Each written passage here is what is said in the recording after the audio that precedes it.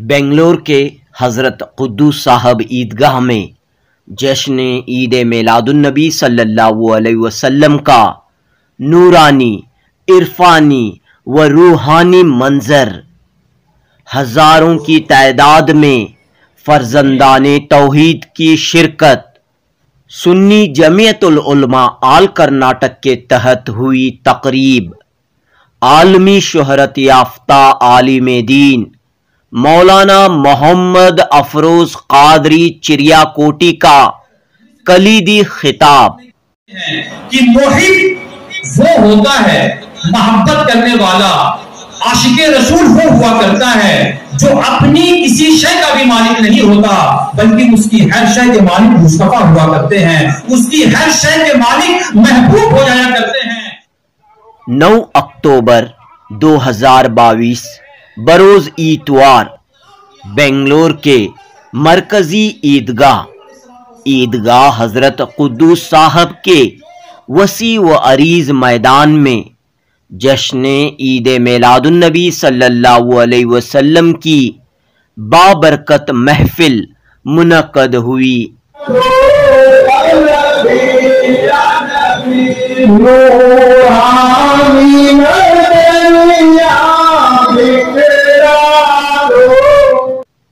سنی جمعیت العلماء آل کرناٹک کے تحت سجائی گئی اس پرنور تقریب میں علماء کرام، مشائخین اعظام، عمائدین شہر جلوہ افروز تھے۔ معروف عالم دین مولانا عبدالقادر شاہ واجد نے جلسے کی صدارت فرمائی، جبکہ ساؤتھ افریقہ کے کیپ ٹاؤن شہر کی جامعۃ المصطفیٰ کے پرنسپل مولانا محمد افروز قادری چریا کوٹی نے خصوصی خطاب پیش کرتے ہوئے سیرت النبی صلی اللہ علیہ وسلم، عشق رسول صلی اللہ علیہ وسلم پر روشنی ڈالی۔ جلسے کے کامیاب اختتام پر سنی جمعیت العلماء آل کرناٹک کے جنرل سیکریٹری عثمان شریف نے تمام احباب کا اور پولیس محکمے کا شکریہ ادا کیا۔ خصوصی طور پر جو ہمارا پولیس ڈپارٹمنٹ ہے بھارتی نگر کا اور بنگلور سٹی کا، ان کا میں خصوصی طور پر شکریہ ادا کرتا ہوں۔ بالخصوص طور پر جو بھارتی نگر کے پولیس انسپیکٹر ہیں جناب Ravi Shankar, we thank you, and also the ACP of Bhubanesh Nagar Sub Division جناب عبد القادر صاحب، we thank you from bottom of our heart. Thank you so much. وآخر دعوانا الحمدللہ رب العالمین۔ مولانا سید شاہ محمد امیر الحق قادری کی دعائیہ کلمات کے ساتھ یہ نورانی محفل اختتام پذیر ہوئی۔ پیش ہے جنوبی نیوز کی رپورٹ۔ جو پریشان ہے پریشانی کو دور عطا فرما، جو بے روزگار ہے ان کو روزگاری عطا فرما، جو بے اولاد ہے ان کو اولاد عطا فرما۔ ہم سب کو سرکار مدینہ صلی اللہ علیہ وسلم کی سنتوں پہ عمل کرنے کی توفیق عطا فرما۔ ہم سب کو اہدنا الصراط المستقیم پہ چلنے کی توفیق عطا فرما۔ ہم سب کو سرکار مدینہ صلی اللہ علیہ وسلم کی نظر کرم، نظر عنایت عطا فرما۔ السلام علیکم ورحمۃ اللہ وبرکاتہ۔ آج یہاں پر عاشقان رسول میلاد النبی صلی اللہ علیہ وسلم کی خوشیاں منانے کے لیے جمع ہوئے۔ میلاد کی جو روایت ہے یہ پوری دنیا کے اندر، دنیا کے کونے کونے میں منائی جاتی ہے۔ آج کا یہ جو موقع ہوتا ہے عاشقان رسول کے لیے کسی عید سے کم نہیں ہوا کرتا، بلکہ ہم تو یہ کہتے ہیں کہ یہ ساری عیدوں کی عید ہے، ساری عیدیں اس ایک عید کے اوپر قربان ہے۔ یہی وجہ ہے کہ جو محققین علماء کرام ہیں انہوں نے اپنی کتابوں میں اس بات کو تفصیل سے لکھا ہے اور انہوں نے اس بات کو بیان فرمایا ہے کہ یہ جو شب میلاد ہوا کرتی ہے، شب میلاد تو دراصل شب قدر سے بھی کہیں زیادہ بڑھ کر ہے، کیونکہ شب قدر بھی اسی شب میلاد کا صدقہ ہے۔ دنیا جانتی ہے کہ شب قدر میں کیا ہوا۔ شب قدر کے اندر قرآن کریم کا نزول ہوا، اور آج کی جو شب ہے اس کے اندر قرآن نہیں بلکہ صاحب قرآن کا نزول ہوا تھا۔ تو آپ خود اندازہ فرما سکتے ہیں کہ قرآن کا نزول نبی کریم علیہ الصلوۃ والسلام کے قلب اطہر پر ہوا، تو اگر حضور اس دنیا میں تشریف نہ لاتے نہ قرآن آتا اور نہ ہمیں شب قدر ملتی۔ اس لیے، اور یہ بات حضرت امام قسطلانی، امام نبہانی اور امام زرقانی اور شیخ محقق عبدالحق دہلوی جیسے بڑے جید قسم کے محققین نے بیان فرمائی ہے۔ شیخ محقق دہلوی ان بزرگوں میں سے ہیں جن کے بارے میں آتا ہے کہ ہر شب نبی کریم علیہ الصلوۃ والسلام کی انہیں زیارت ہوا کرتی تھی، ہر رات یہ نبی کریم علیہ الصلوۃ والسلام کی زیارت سے مشرف ہوا کرتے تھے۔ تو ایسے عاشقان رسول نے ہمیں پیغام دیا ہے کہ آج کی یہ جو شب ہے یقیناً بڑی رحمتوں والی اور بڑی برکتوں والی ہے۔ قرآن کی کتنی ایسی آیتیں ہیں کہ جس میں اللہ رب العزت نے اپنے پیغمبروں کی ولادت کا تذکرہ کیا ہے، جس میں حضرت یحییٰ علیہ الصلوۃ والسلام کی ولادت کا تذکرہ، حضرت یحییٰ کی ولادت کا تذکرہ تو خاص طور سے رب کریم نے کیا ہے، اور ان کے بارے میں فرمایا گیا ہے والسلام علیہ یوم ولد و یوم یموت و یوم یبعث حیا، کہ حضرت یحییٰ کے لیے سلامتی ہے کس دن؟ جس دن وہ پیدا ہوئے، جو ان کا برتھ ڈے ہے اس دن اللہ تبارک و تعالیٰ کی رحمتیں ان پر نازل ہوں۔ جس دن حضرت یحییٰ کی روح ان کے بدن سے جدا ہوگی اس دن حضرت یحییٰ علیہ الصلوۃ والسلام پر اللہ کی رحمتیں نازل ہوں۔ پھر جب دوبارہ انہیں زندہ کیا جائے گا اس دن بھی اللہ کی رحمتیں ان پہ نازل ہوں۔ پھر حضرت عیسیٰ علیہ الصلوۃ والسلام کی زبان سے بھی اللہ تبارک و تعالیٰ نے یہی بات کہلوائی تھی۔ حضرت عیسیٰ اس بات کا اقرار کرتے ہوئے فرماتے ہیں وسلام علی یوم ولدت و یوم اموت و یوم ابعث حیا، سلامتی ہو، اللہ کی رحمتیں مجھ پر نازل ہوں اس دن جس دن کی میرا برتھ ڈے ہے، جس دن میں اس دنیا سے اٹھوں گا اور جس دن رب کائنات مجھے دوبارہ اٹھائے گا۔ تو یہ تو پچھلے انبیاؤں کی شانیں ہیں، تو پھر آپ اس پیغمبر آخر الزماں کے بارے میں آپ کیا گمان کر سکتے ہیں، کیا سوچ سکتے ہیں کہ جو وجہ تخلیق کائنات ہیں، جو محبوب رب العالمین ہیں، ان کی ولادت کی رات میں رب کائنات کتنی رحمتوں کا نزول فرما رہا ہوگا، کیسی کیسی رحمتیں، برکتیں اور سعادتیں اس رات میں ساون بھادو کی طرف برس رہی ہیں، اس کا تو ہم کوئی تصور بھی نہیں کر سکتے۔ لہٰذا یقیناً ہم تمامی حضرات خوش نصیب ہیں کہ رب کائنات نے ایسی بابرکت شب کا حصہ بننے کی ہمیں توفیق عطا فرمائی ہے۔ میں ان تمامی حضرات کی خدمت میں دل کی عطا گہرائیوں سے مبارکباد پیش کرتا ہوں کہ رب کائنات کی اس عطا پر، اس عنایت پر وہ جتنا بھی شکر ادا کریں کم ہے۔ رب کائنات ہماری حاضری کو قبول فرمائے اور اسے ہمارے لیے دونوں جہان کی سرخروئی اور دونوں جہان کی کامیابی کا بہترین ذریعہ اور بہترین وسیلہ بنائے۔ والسلام علیکم۔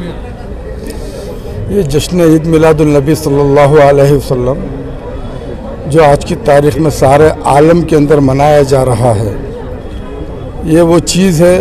رحمت للعالمین، سارے عالم کی رحمت جن کو بنایا گیا ان کے نام کی آج ہم سب مسلمان جو ہیں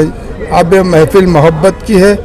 محبت تھی محمد صلی اللہ علیہ وسلم سے تو اللہ تعالیٰ کائنات کو پیدا فرمایا،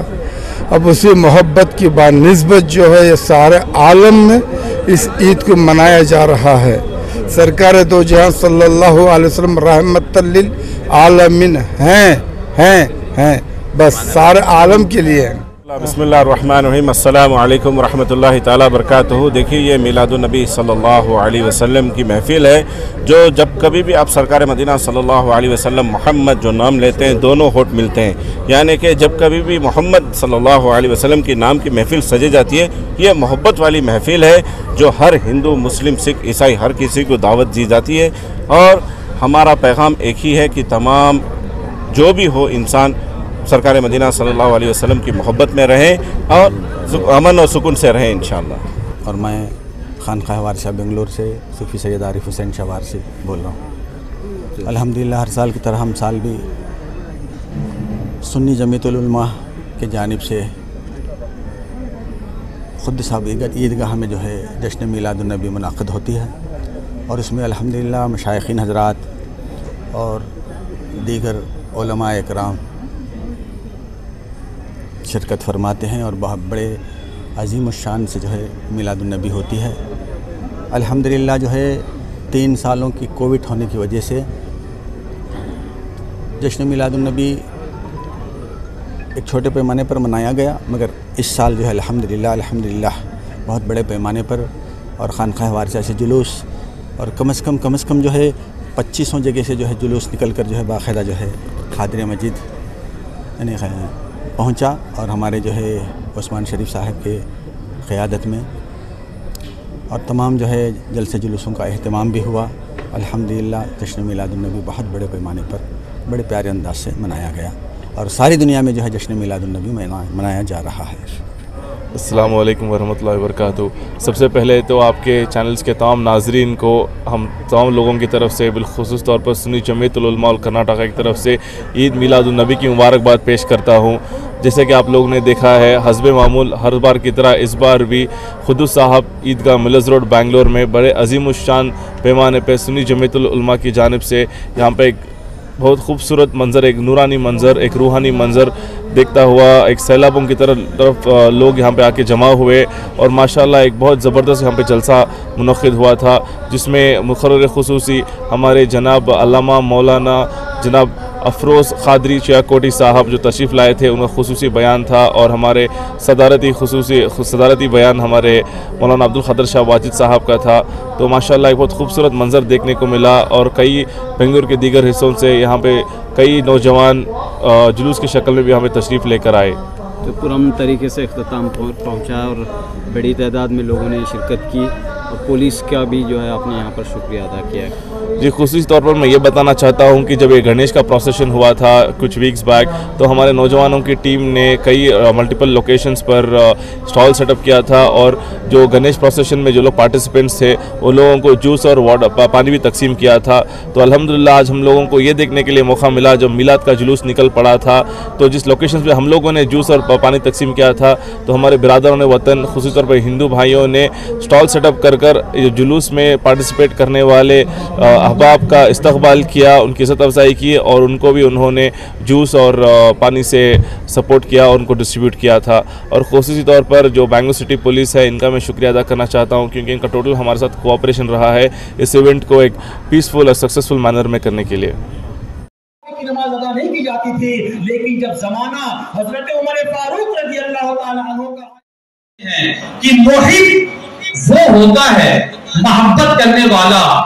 عاشق رسول وہ ہوا کرتا ہے جو اپنی کسی شے کا بھی مالک نہیں ہوتا، بلکہ اس کی ہر شے کے مالک مصطفیٰ ہوا کرتے ہیں، اس کی ہر شے کے مالک محبوب ہو جایا کرتے ہیں۔ گویا حضرت غوث پاک رضی اللہ تعالی عنہ ہمیں یہ پیغام دینا چاہتے ہیں کہ لوگوں، اگر تم محب صادق بننا چاہتے ہو، اگر تم عاشق رسول بننا چاہتے ہو، تو اپنا سب کچھ محبوب کے حوالے کر دو، پھر گھر تو تمہارا ہوگا، لیکن اس گھر کے اندر شریعت بھی مصطفیٰ کی چلے گی، پھر عدالتیں تو تمہاری ہوں گی، لیکن اس عدالت کے اندر پھر قانون مصطفیٰ کا چلے گا، بہو اور بیٹیاں تو تمہاری ہوں گی، لیکن پردہ اور پوشاک رسول اللہ کا چلے گا، اولاد تو تمہاری ہوگی، لیکن اس اولاد کی گھٹی میں کلمہ تاجدار کائنات کا رکھا جائے گا، دل تو تمہارا ہوگا، لیکن دھڑکنوں میں تاجدار کائنات علیہ السلام بسے رہیں گے، زبانیں تو تمہاری ہوں گی، لیکن اس زبان پر نغمے، اس زبان پر منقبتیں، مدحتیں اور قصیدے میرے مصطفیٰ کے پڑھے جائیں گے۔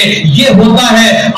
ایک عاشق صادق کا مطلب۔ پھر آگے آپ نے فرمایا محبت و تملق لا یجتمعان، لوگوں یاد رکھنا کہ محبت کا اجالا اور منافقت کا اندھیرا یہ کبھی بھی اکٹھا نہیں ہو سکتے۔ ایسا نہیں ہو سکتا کہ کسی دل کے اندر محبت بھی ہو، اس دل کے اندر منافقت بھی ہو، ایسا کبھی نہیں ہو سکتا۔ جہاں محبت کا اجالا ہوگا، ہو نہیں سکتا کہ وہاں پر منافقت کا اندھیرا ہو۔ اسی لیے کسی شاعر نے بڑی پیاری بات کہی تھی کہ عشق اعجاز شرکت کا قائل نہیں، یا محمد کا بن یا زمانے کا بن، دو رنگی چھوڑ دے یک رنگ ہو جا، سراسر موم یا پھر سنگ ہو جا۔ لیکن میرے بزرگوں اور دوستوں، آج ہمارا حال یہ ہے کہ آج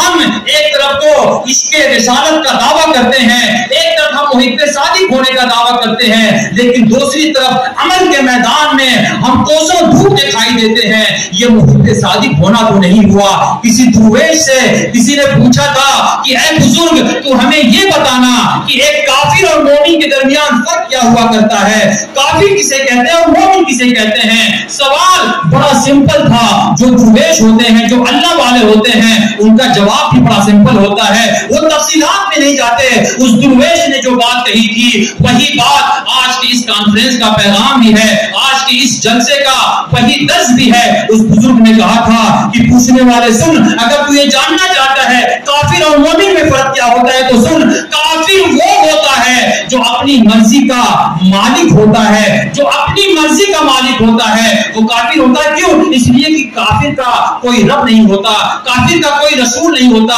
काफिर का कोई मजहब नहीं होता, इसलिए वो अपनी मनचाही बात पर अमल कर रहा होता है। कुरान में रब्बे कायनात ने इस फलसफे को बयान फरमाया और इरशाद फरमाया, अराइता मन इत्तखज़ इलाहहु हवा, ऐ मेरे महबूब क्या आपने उस बदबख्त को नहीं देखा कि जिसने अपनी ख्वाहिशी को अपना माबूद बना लिया है, जो अपनी तबीयत ही को अपना माबूद बनाए बैठा है। तो उस बुजुर्ग ने इसी आयत की रोशनी में कहा था, काफिर वो होता है जो अपनी मर्जी का मालिक होता है, अपनी मर्जी का मालिक होता है, और मोमिन वो होता है जो अपनी मर्जी का मालिक नहीं बल्कि मालिक की मर्जी पर अपनी जिंदगी को गुजार दिया करता है, वो मोमिन हुआ करता है। अब हमें अपने गरीबान में झांक कर देखना है कि क्या हम मालिक की मर्जी के मुताबिक जिंदगी गुजार रहे हैं या अपनी मर्जी के मालिक बने हुए हैं। इसी चीज को कुरान करीम ने इरशाद फरमाया था, इसी चीज को कुरान करीम ने इरशाद फरमाया था, या अय्युहल्लज़ीना आमनू